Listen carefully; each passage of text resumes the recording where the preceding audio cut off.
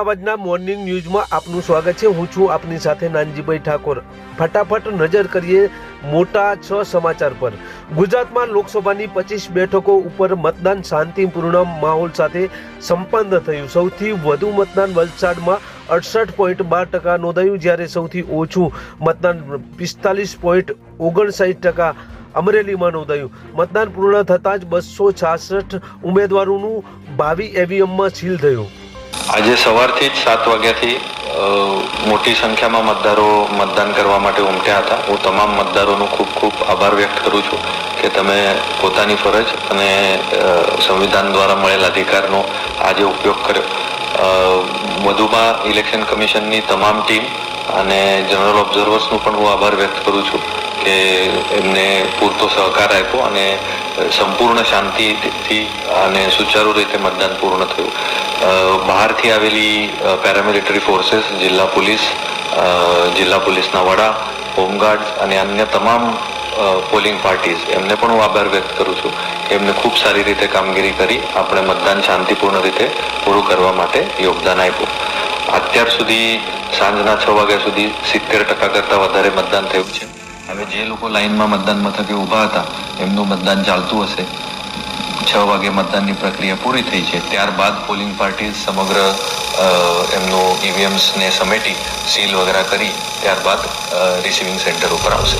મતદાન પૂરું થતાં ક્ષત્રિય સંકલન સમિતિના પ્રવક્તા કિરણસિંહ ચાવડાએ મોટો દાવો કર્યો છે કે તેમણે કહ્યું કે ગુજરાતમાં ભાજપ 7 સીટો ગુમાવશે।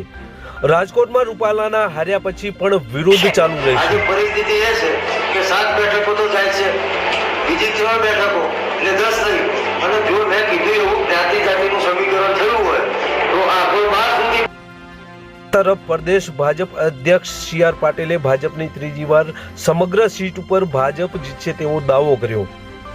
ગરમીને કારણે, હેતુઓને કારણે, વેકેશનને કારણે 3-4% ઓછું મતદાન થયું હોય એવી શક્યતા લાગે છે।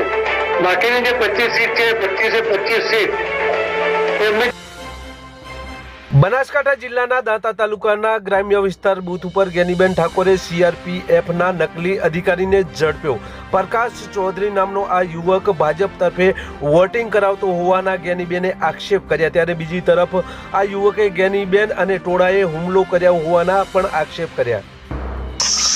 આજે આ ધરેડા પ્રાથમિક શાળામાં મતદાન મથકમાં મુલાકાત લેતા જે આ સીઆરપીએફ પોલીસની ખોટી રીતે પ્લેટો લગાવી અને આ ચૌધરી સમાજના યુવાનો એ લોકોને દબાવવા માટેના કરવા માટેના પ્રયત્નો કરી રહ્યા છે ચાલુ મતદાને। આ હાલ જ આપણે જે આ છોકરો જે સામે ઉભો છે એનું નામ છે પ્રકાશ ચૌધરી પાલનપુરનો, કે પાલનપુરને ના કઈ લેવા દેવા નથી, છતાં પણ આ ગામમાં આવીને મતદારોને દબાઈ અને વોટિંગ ભાજપમાં કરવા માટે પ્રેરિત કરી રહ્યા છે। એટલે જિલ્લા પોલીસ વડાને, ચૂંટણી પંચને મારી વિનંતી છે કે એમના અમે એફઆઈઆર કરીને કાયદેસરની કાર્યવાહી કરો। મને જ્ઞાનીબેને માર્યો, મને મારી નાખવાની ધમકી આલી, મારા બીજાના 25 જણાએ ટોળાએ હુમલો કર્યો, મારા પર કાકાના મિત્ર છે, મને માર્યો, મારા કપડે ફાડી નાખ્યો, મારા શર્ટ પેન્ટ બધું ફાડી નાખ્યું અને મને ધમકી મારી નાખવાની ધમકી આલી હોત પડતો પડે। મને કીધું કે તને જીવતેની મિલે શું કરવા આવ્યો હોય ઉપર ફરી, મારે કોઈ લેવા દેવા નહીં, હું તો કોઈ બુથે ઉપર જાય કશું કોઈ નતો, હું તો તોય પેટું બોડી એને ખોટા હેરાનગતિ કરવાનું। હું એસપી સાહેબને વિનંતી કરું કે મને બચાવી લી, મને આ બધા અડમાલાથી બચાવી લી, આ જ્ઞાનીબેનના નિયમનો કાવત રહે મને મારવાના નહીં।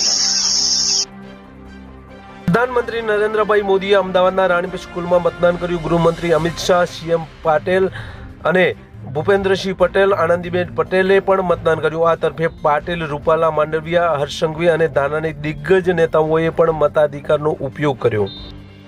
ગુજરાત કોંગ્રેસના પ્રદેશ પ્રમુખ શક્તિસિંહ ગોહિલ લાલ ગુમ થયા। ગાંધીનગર સેક્ટર 19ના બૂથ ઉપર પોલિંગ એજન્ટ પાસે કમળના ચિહ્નવાળી પેન જોવા મળી, ત્યારે ચૂંટણી પંચ સામે તેમણે ઉઠાવ્યા સવાલ। આ તરફ વાસણા ગામમાં પણ મતદાન અટકાવ્યા હોવાના આક્ષેપ અને જામનગરમાં પણ કોંગ્રેસ કાર્યકરોને પોલીસ સ્ટેશનમાં બેસાડ્યા હોવાના આક્ષેપ લગાવવામાં આવ્યા। ગુજરાતના તમામ બૂથો પર સિમ્બોલ સાથેની પેનો લઈને ભાજપના પોલિંગ એજન્ટ બેઠા છે। કાઢી મૂકો એમને, કેસ કરો એમના